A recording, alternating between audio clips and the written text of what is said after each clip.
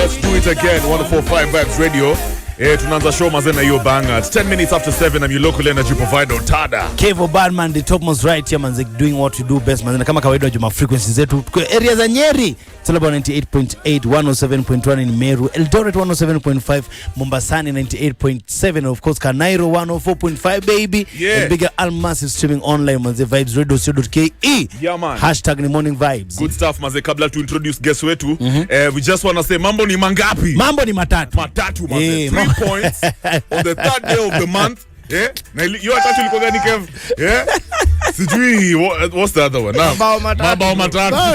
I'm so frustrated. Hey, ama tuwetu hapa yetu mambo ni matatu. Either usikize morning vibe, ama ukwe kwa Vibes Radio, ama ukwe patia MVP. Yeah, it's true.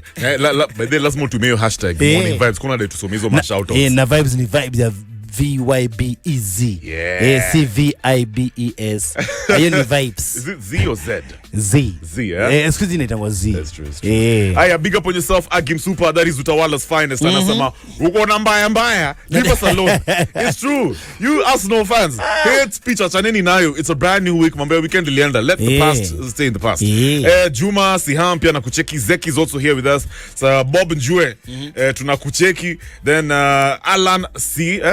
Alan Sikolia. Kutoka Kirinyaga. Anasema mambo iko sawa huko. Abednego Mamburi is also here. Nikode tunakucheki.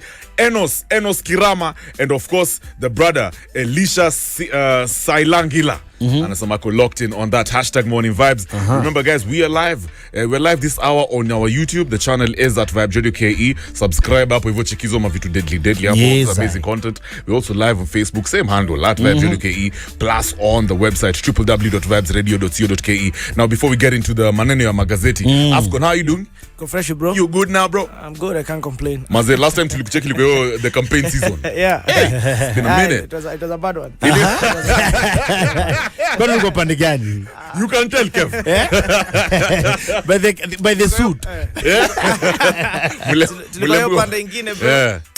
Kawaramba. Yeah. Lakini tumehil sasa tuko sawa. So just like Arsenal, last season mulikuwa tu nayo hivi buda. Azimio pia walikuwa tu nayo alafu it just ilipotea tu lakini lost. pia ni poa ina train mind yako, ina train heart, na pia unaambiwa toe mali umeiweka weke base zingine. Manze, you know some of these things but then also manga wa Kenya were resilient. And it's like a sport. Actually politics is like a sport. It's just basically sport. But a very serious sport. But you and like ni pia lazima u accept. Kuna mshindi na mshindo pia hapo. Yeah, maze. All right, so right now Kev, wagwa napo hivyo kwa the standard. Yeah, ka standard hapa na kameandika Africa Bigs Gamble. Ni story ya climate ikiendelea sahi. Summit. Bana jo climate summit. After today, president and heads of government are supposed to come up with climate change resolution that, among other things, will ensure continent gets compensation for the crisis. However, this is not the first time leaders are pushing for financing deal. Will the talks yield results? Yes. Yuko kwa page 2, 3, 4, 5 and zimepatiwa kipaumbele umeshika. Hizo ni page karibu 5 bro. Zeyo story manze. Hapo kuna expected outputs. All right, what are they saying? Prezo kwanza hapo libonga wa President Ruto Rea akasema we have an opportunity to lead the world, ensure that we can industrialize and prosper and achieve this in sustainable manner. That's William Ruto.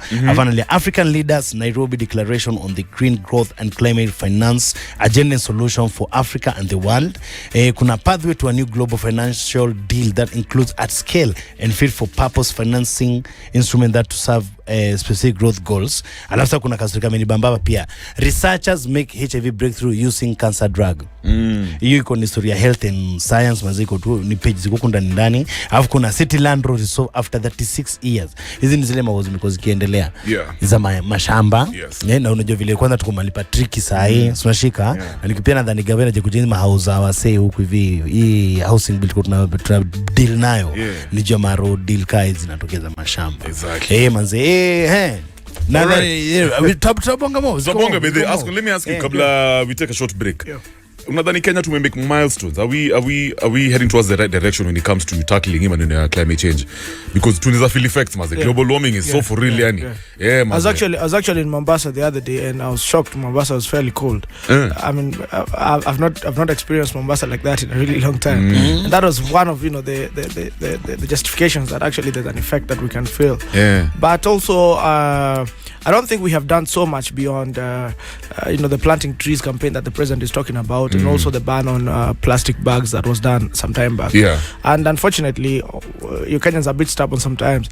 Plastic bags were banned, but you can still see them here and there. Our guys throw things all over the place, litter the comes outside of Nairobi. So I know it's a bit crazy, but at least there's been some intention. There's been some work being done. The fact that they're banning plastic bags, that's in itself a step in the right direction. The president now campaigning for greening the entire country and gaining in forest cover. Yes, it's also equally something big. Exactly. But also more importantly is the president is very intentional about this conversation about climate change. You see even on the global stage how he's conversing these issues. Talking about them with authority, trying to convince. You're talking about the situation really happened in France, akapata hadi standing ovation. Manze, hata si France peke yake. Nimekuwa nikimfollow ni story. Nimekuwa nikimfollow na zile vitu anabonga. Ana apply his mind. Like ni kitu inamsumbua somehow. They say whatever the reason, hata kama ni kuna kitu yake anatafuta hapo ndani. Hata siwezi jua, lakini is very intentional. Ushaisema. Unajua ausemanga our president is the smartest in Africa. Manze. You think he is? He is. Even just the way listen to Ruto. Well articulated, Maze. He takes his time. I don't know if he's the smartest, but I think he invests a lot of time in research. Putting your hands dirty. You want to know what's going on in this space. The other day I was telling his cabinet secretaries, if I'm the president, I know more than you. So the fact that the president knows more than some of them, it means he takes his time. So do you recognize him as the president? I do. You do, This is President William Ruto. He was elected. What can I do? I'm asking you this. It's a sarcastic question. I don't recognize Ruto. I don't recognize. No. I know he said, Kalonzo said he recognizes. Mata akasema, see, bro, we don't recognize him. And you could also see King Awamalo responding to Kalonzo. And I think that's just being... they're just being mischievous with these comments and trying to keep people on some unsettling pendulum. You always decide your emotions are flying to the other side. It's unnecessary. I mean, it's 1 year down the line. Now, why are you telling your people you can change this? You can change this. The Supreme Court talked about it. All institutions of power that have given the authority to deal with this matter dispensed with the matter. So, in my view, it is only fair that you allow the people to accept. I mean, it was a very painful experience, I'm telling you, for those who were supporting Raila. But it's part of the game. So, now allow them to settle. Allow them to settle. Don't keep on playing with the emotions. Tuko huku mara kesho tunamtoa iko Gabon si nini. Hizo ni nonsense. Amini tu watu ukweli. Ikitu tungoje 2027, 2026 hapo tuanze kupanga mambo. So we'll talk about it by partisan talks tukirudi na mambo zingine in a bit. Also we'll have a look at the situation on the front page of the Daily Nation. I can see it is 18 minutes after 7. Good morning, guys. We are on MVP Report. Morning vibes, where you are the MVP. No negative vibes. Yo, right now, 21 minutes after 7, a brand new week, a brand new you. Mambo ni matatu, but we will not focus on Manchester United. We will focus on the political situation. We'll focus on you, the MVP, and we'll focus also on conversations. Yes, I. Kwa sababu hizo ndo vitu zinafanya. They say conversations what run society. In our conversations, trust me, All right, sasa kwa Daily Nation leo, the conversation is climate, the grim reality.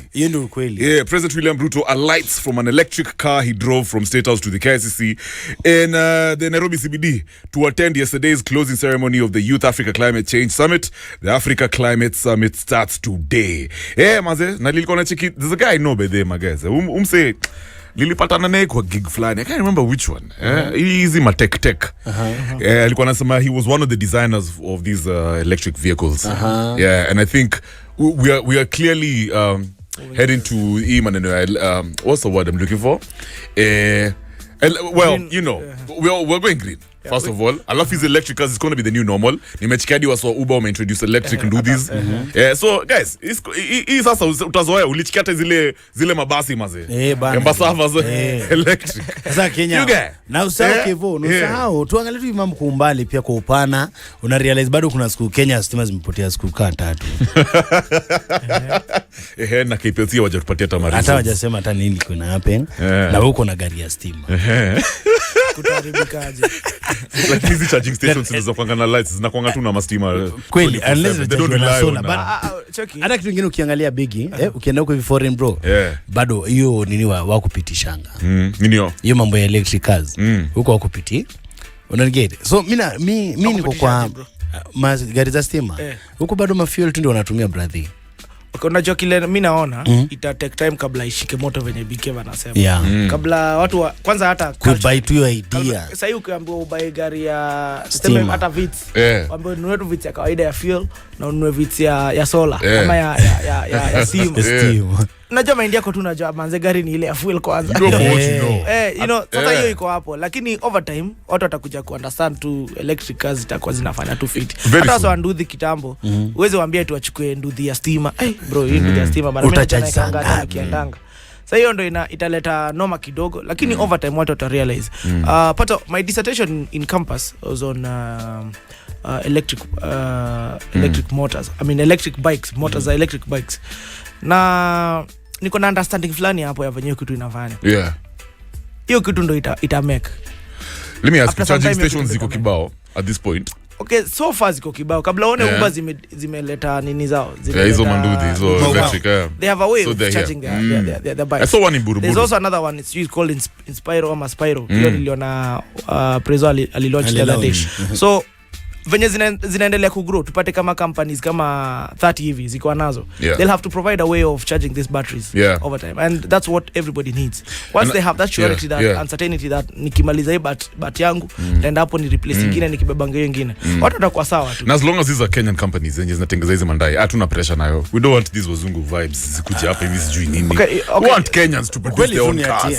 No, you know it's about capacity building. Sometimes atuwezi kuwa na hiyo capacity Kenyan SME ama company ya Kenya maybe haina capacity ya kujenga hizo vitu mbivu. So most of the time wale jamaa wanakuja tujenge kama ka joint venture hivi, ka joint venture tupate hiyo knowledge yenye zinafaa ile ikuwe vitu seamless. Alafu after some time watu wataingiana tu kwa biashara na ita work tu. Ni kama venye kuassemble simu venye kitambo zilikuwa zinakuja ziko hivyo. Siku hizi mtu anakuja na jenga simu zake hapo na anapeana tu. Na imekuwa tu normal. Sasa over time watu watakuja wanafanya hizi vitu hapa industrial area.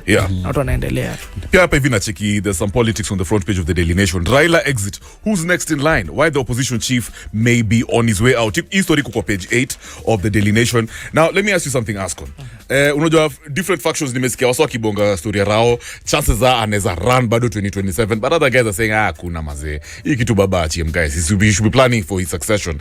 At the same time the people who are saying no one gave baba this thing, pia alingangania tu, he just he walked out of, was it Ford Kenya or something, akaanza yake nini. So why does baba have to give someone, why does he have to hand down the baton to somebody else? Si mtu kana idea achukue. And in politics do people really retire? Unajua hiyo kitu you can look at it from very many angles. One, there's nothing wrong in mentorship. Hakuna kibaya na kujenga wase wengine. Ukilight candle ya msee si kumaanisha yako itazima. Unaona? Sasa kitu kai hiyo. Sasa unajua baba pia lazima kitu hatuwezi chukua kwake. What we can take from baba is somebody who's worked hard for who he is and what he is today. Ni mtu amejijenga. Hiyo ni lazima tumpe. But pia si kusema eti we all have to spend all that energy baba spent based on the circumstances he was finding himself to get to what he is today. If somebody can get to what he is today by just him pulling them up, I mean, let's not waste time on putting that guy through too much fire. Let's make him the person he's supposed to be. Tumjenge akwe hivyo. Sasa baba it is his choice. Kama atataka kujenga mtu ni sawa. Kama atasema jipange kivyako pia ni sawa. But as a leader be ready for all those situations. Ikiwa you have to work your way up, work your way up. If you have your hand, somebody is pulling your hand up, well and good, do it. Ukicheki watu wanasema eti baba sahi retire. Mimi kwanza sitasema baba retire. Juu hata last time wengi tulijua baba atasimama. Hata ile time nyingine tulijua baba atasimama. Sasa hii pia baba tuna feel atasimama. Now situation nikikompare asimame. Huwezi nyima opportunity asimame au mwambie mzae aenda home. Tumwache tu afanye mambo yake wenye anataka, but pia na hiyo ni kitu tulikuwa hata na noma na ODM ile time. Waache vijana wa grow.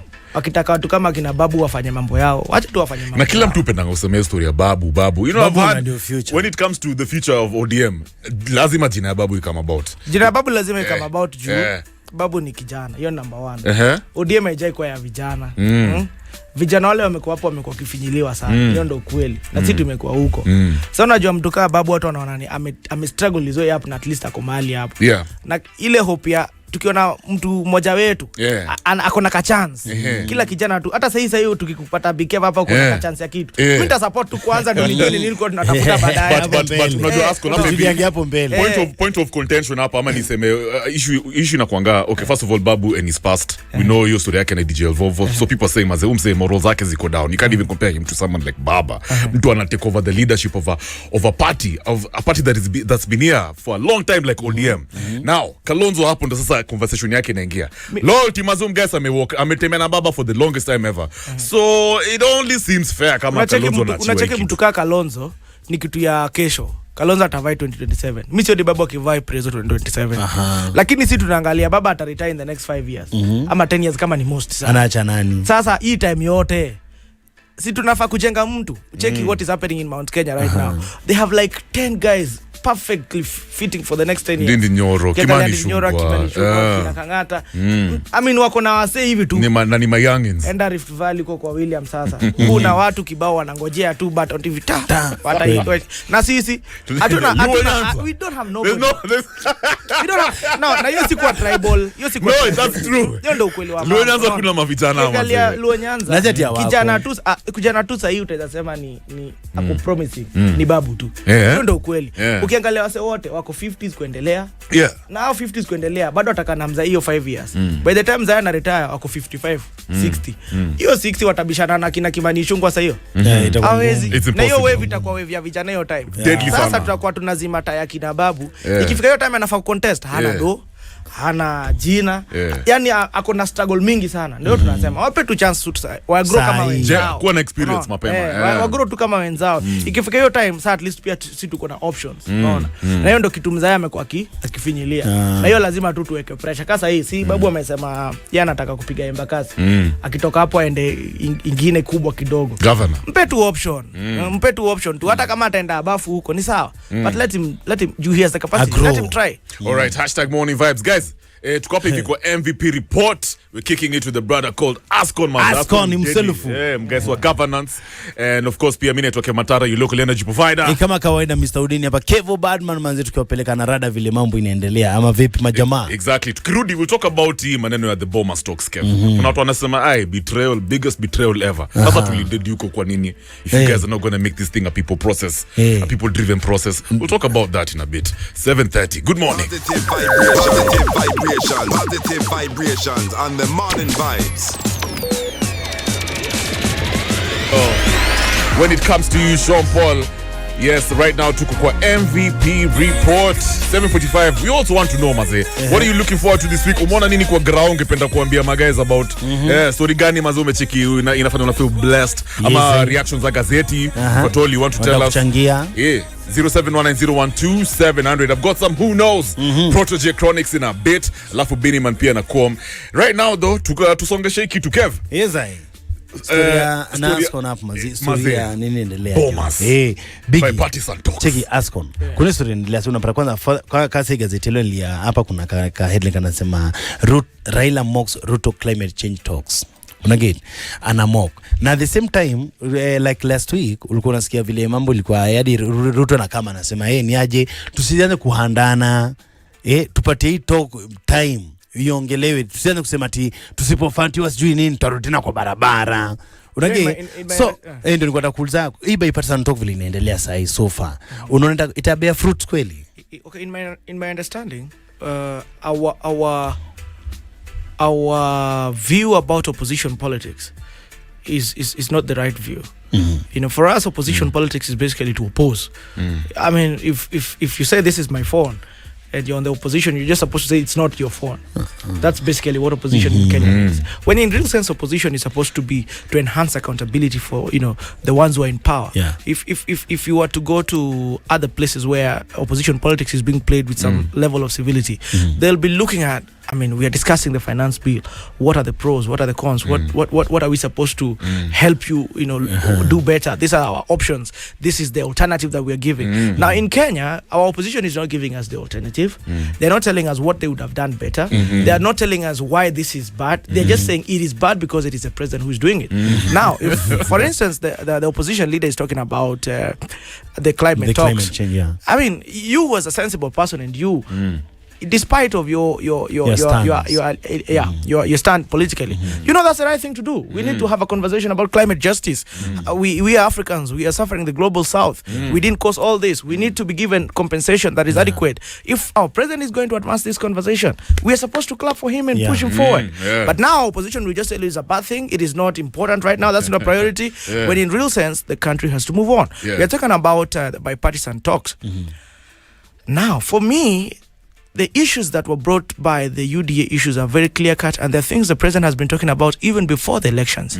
The two-third gender rule, he talked about it, even at Bomas when we were talking about BBI. The office of the official opposition leader, he's been proposing it over the years, you know, and so many other things that are part of this conversation. What our opposition is talking about are things that I think our institutions of governance, constitutionally established, have already dispensed with them.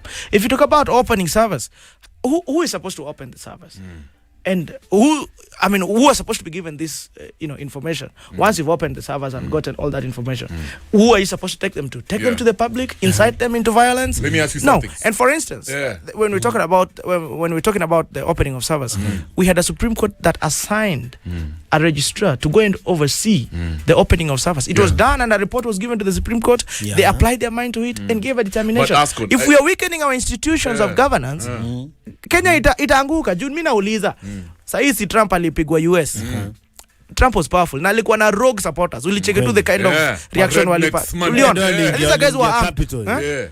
But Ascon, umeona Trump tangu ashindwa tena. Sasa India anaongea juu anataka kusimama sasa. Mimi nilikuwa nitakuuliza tu sana. Hizi issue zote umesema ama guys walikuwa nasema wanaenda kudiscuss the government side and the opposition side.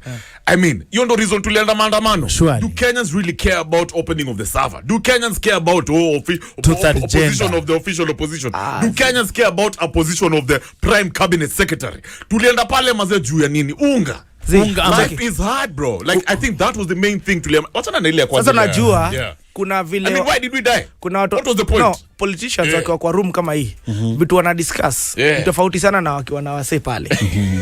Hiyo ndio ukweli wa mambo. I hope mnasikia Ascon vile anajaribu kuambia. Mimi naambia tu ukweli, juu sasa hii tukiwa na wewe, nishajua nataka kuna kitu nataka kwa hii Vibes Radio. Na kile najua inakusumbua ni salo ya hapa. Sitakuja kuambia unajua Kevo mimi nataka job hapa Vibes Radio. Hebu niunde. Mimi nitakuja kukuinsight bana hapa kuna kwa na noma saloni chini watu tunapigwa tunakuja job mapema nini. Utasikia jamaa na address zile vitu uzuni sumbua. Nimepata yani ile push. Unaingia box. Unaona? Wewe, si ndio ukweli? Watu wa maandamano. Hayo mnasikia. Ni ukweli. Kevo ameingia box, umeingia box. Sasa msee anakuja asubuhi. Kevo mbona mjaingia job? Bana. Hii salo yetu si nini. Vitu zinaanza maandamano fulani imeanza hapo. Sasa watu walijua Kenya sahi, watu wanaona bei ya food nini ziko high. Na hata president alikuwa ametambua, anasema vizuri. Hapa mimi najua cost of living ni kitu tulibonga. Lakini mimi ndo strategy yangu. Strategy yangu ni tu watu wapewe ma farm inputs, wapewe nini, waingie shamba after like 3 months 4 months. Tuone kama ita change. Na tuna hope ita change. Tubadilishe fertilizer na vitu kama hizo. For me naona kitu ina make sense kwa length fulani. Opposition wanatuambia nini? Food bay iko juu, tunataka ishuke. Ishuke na njia gani? Tuambieni basi kama ni nyinyi mlikuwa hapo, mngeifanya aje? Hataki kufanya hivyo. Kazi yao tu ni food iko juu, twende barabara. Sasa nilikuwa Kibera siku fulani hapo. Bana barabara fresh ile imeundwa tu ya kutoka Prestige inaenda hapo cemetery. Majamaa wanayaribu.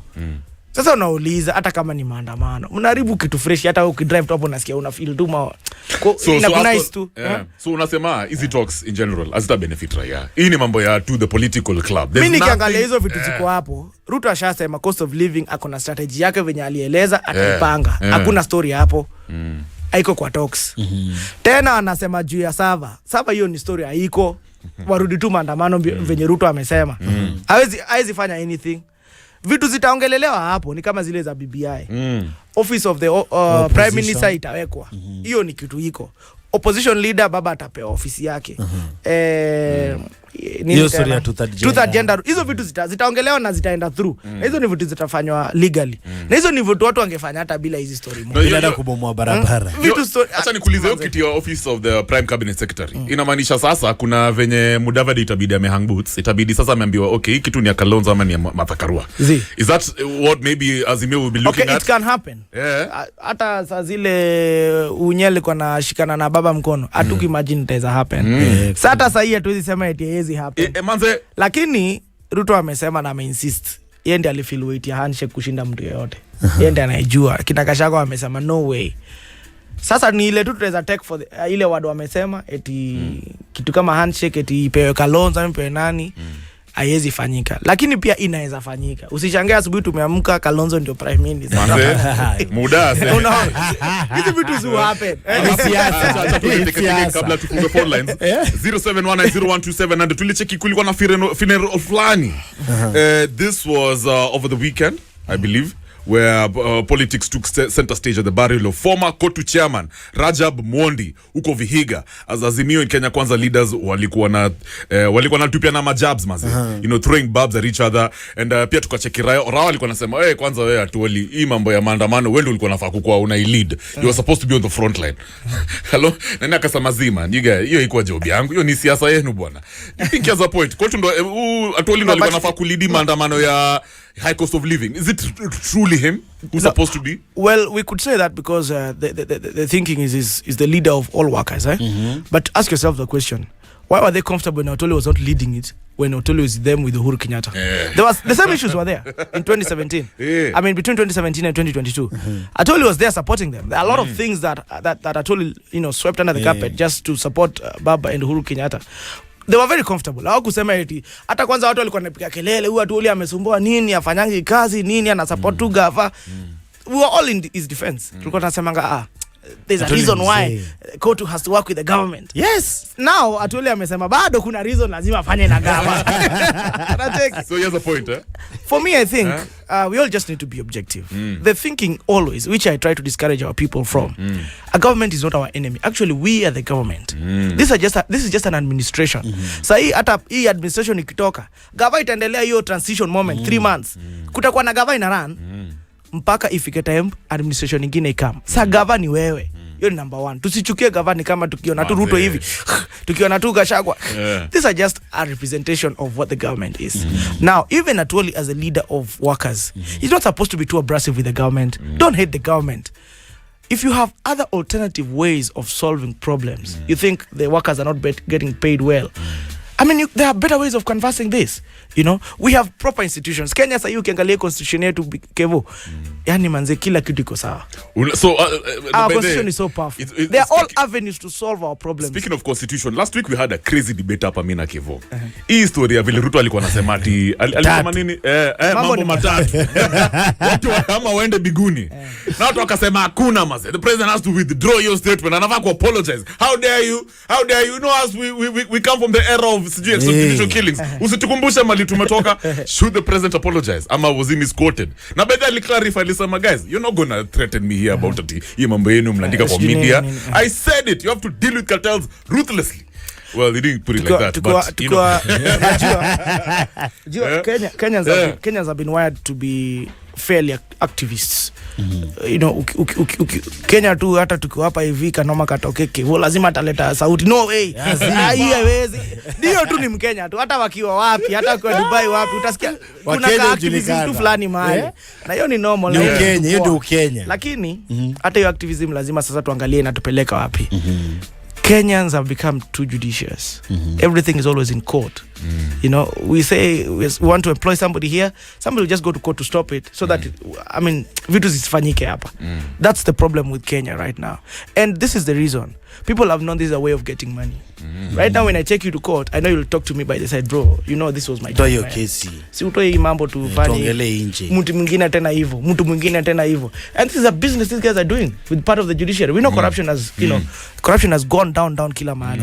Hata judiciary kuna corruption, tumetambua hiyo. Mtu anaenda naongea na judge bana, tunaleta hii kesi. So Ascon, so Prezo dilaje na corruption. Prezo has the judicial process. No. Prezo has two options, which I agree with, and he's been using them. One, divorce human interaction with money in the government system. And that you can only do through technology.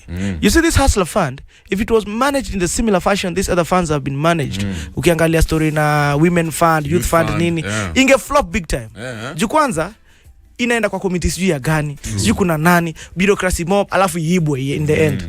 The only point hustler fund itaibwa saa hizi kutoka kwa exchequer, kwa treasury, mpaka kwa wale wase wanaidisburse to Safaricom. Lakini kutoka Safaricom mpaka user, yule mse anaipata nikiduna fuliza tu kwa simu mbio na unaipata. That is how to reduce corruption. Use technology, divorce human interaction with the money. That is why the president is talking about moving we are getting to that. Moving government services to the portal. Utaenda Nyayo house hii utafute passport, utapata wase hapo nipe 50k nini. Lakini sasa ukiambia tu angalia hii citizen yako ipate, utajua tu hii kitu hata nimpe 50k bado iko hapa, itatoka hapo. Even though corruption itapungua. The next way of dealing with corruption, we have to limit this litigation. That kila time to corruption EACC imekuja kutafuta witness wameuawa nini. It's not very possible to deal with corruption in that manner. It can work. It's actually what is established in law, but to a point it might not work, or it might take too long to work. The president has made a very clear declaration, and I agree with him. And on that, we're going to remove our hats as lawyers. In my view, I'm not speaking for lawyers, but as a lawyer, I'm going to remove my hat and say, if we are going to use the judicial process to interfere with the fight against corruption, then something more drastic must be done. Like what? Something more drastic means you either make a decision. As the president says, you live in Kenya, toe the line, what do you call it? Wende jela, ama we sort you out. It has been done all over.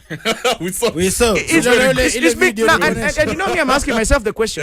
When Obama killed Osama, you were all clapping for him. Come on. No, wait. Come on. Actually, Obama was re-elected for killing Osama. So that is how the wave came. Now, this is it. Osama was a terrorist who was hurting Americans. And that's why the government, this is a government.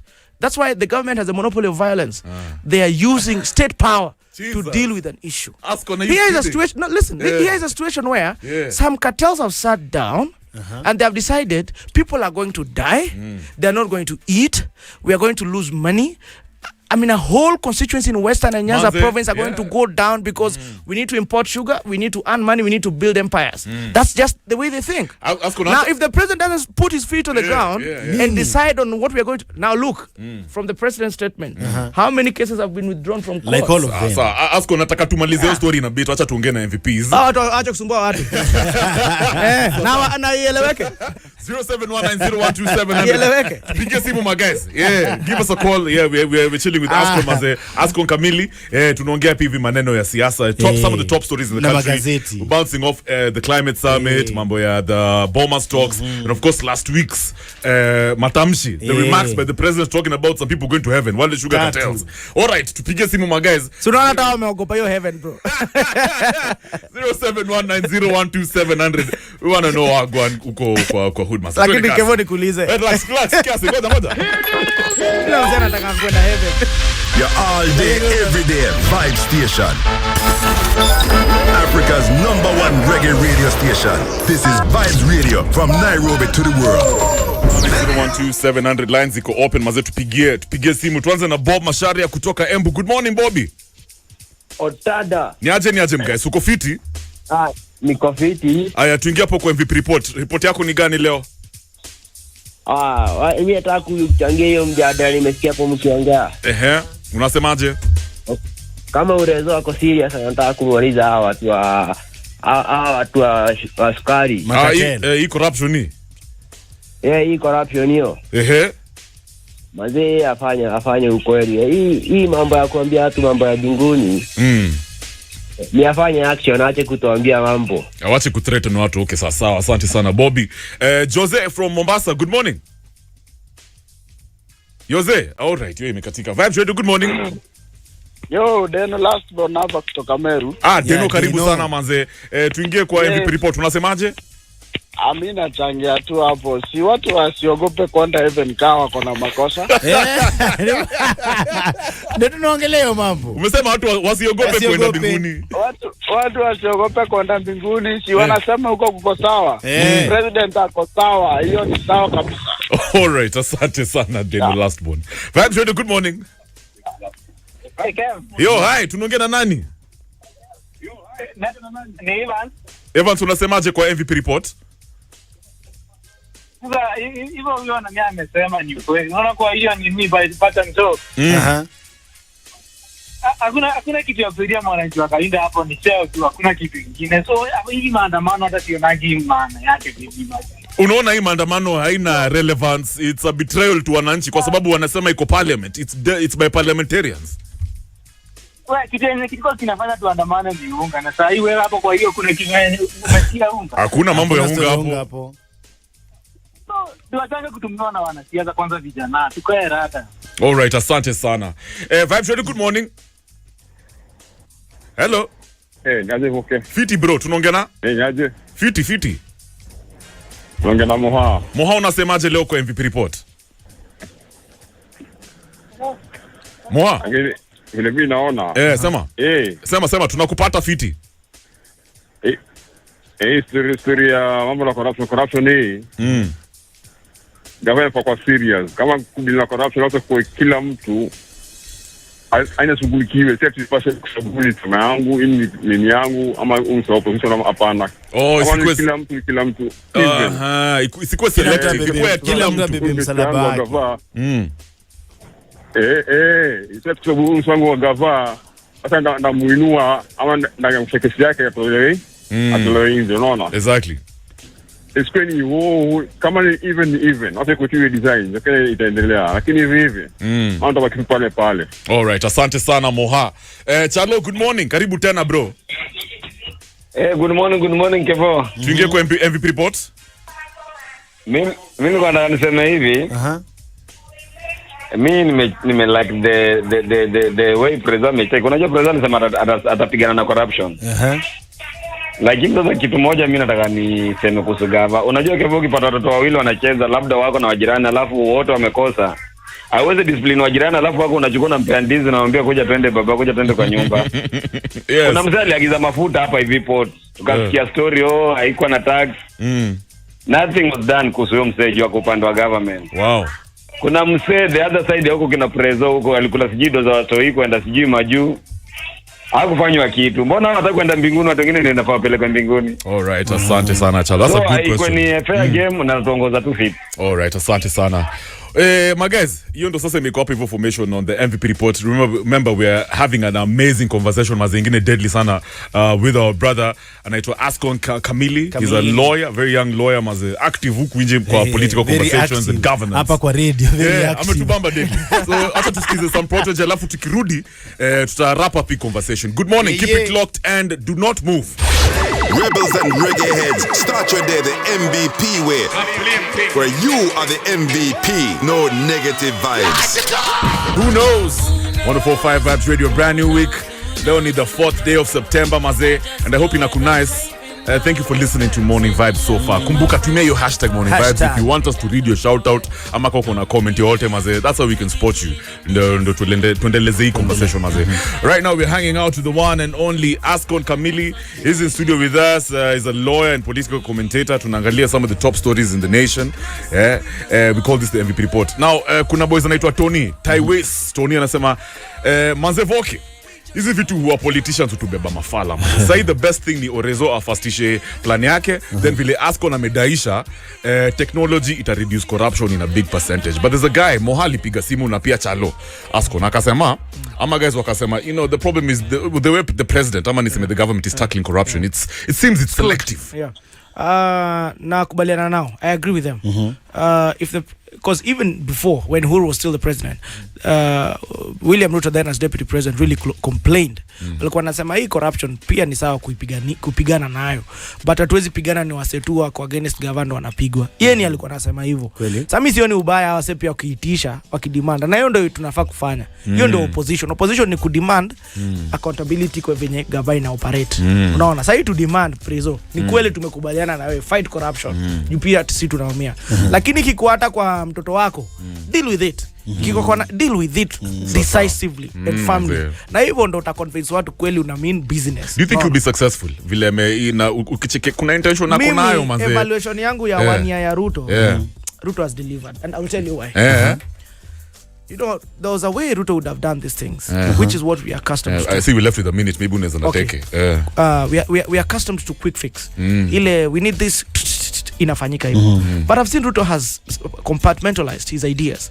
One, ameangalia kuna zile zitaweza fanya on policy decisions. Vitu kama port kwenda Mombasa, zile vitu za policy alizifanya on first day, ku appoint ma judges nini. Those are things he has delivered and he promised, because that's the only way we can evaluate a politician. Promises against what has been delivered. Vitu kama cost of living, he's been very clear. Nikitaka kushukisha hiki kitu ni walipiange subsidy, mlipange so mimi nilipe so na watu zanga ushuru na chukua loan, ni sawa, I'll do it. But as the president, I'll not allow that.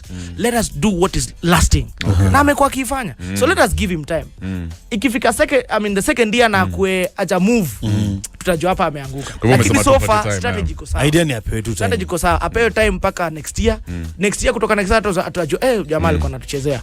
Lakini so far strategy iko good stuff. That is Ascon Kamili. Big ups, Mazek. Political commentator and a guy who's big in matters youth and governance. So Sawa, right now it's 8 a.m. Asante sana Ascon. Big up, man. Bro. Big up on yourself. All right, time for the news with Leo Baga. Leo Baga. Next time, Mazem Jadala. Tunde kazi. Good morning, guys. Positive vibrations on the morning vibes.